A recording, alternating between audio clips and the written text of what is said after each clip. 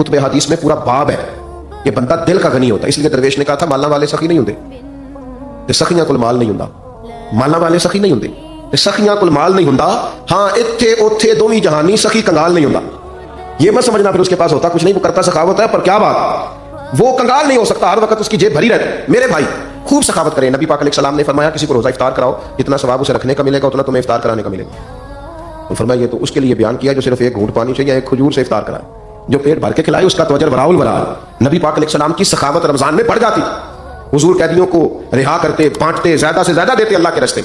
लेकिन हमारे यहाँ सियासी इफ्तारियां होती, सियासी, यानी अपने अपने ताल्लुक वालों को बुलाया किसी वीआईपी जगह पे, और वहां जनाब बेहतरीन अच्छे खाने बूफे शूफे लगाए। तो जो गरीब बेचारे जिनका हक बनता था, जिनके लिए जरूरत, वो मुझे बच्चे कहने लगे हम रोज दस्तरखान लगाते हैं, बड़े लंबे खर्चे। तो मैंने कहा बताओ कभी कोई अमीर भी आके बैठा है तुम्हारे दस्तरखान?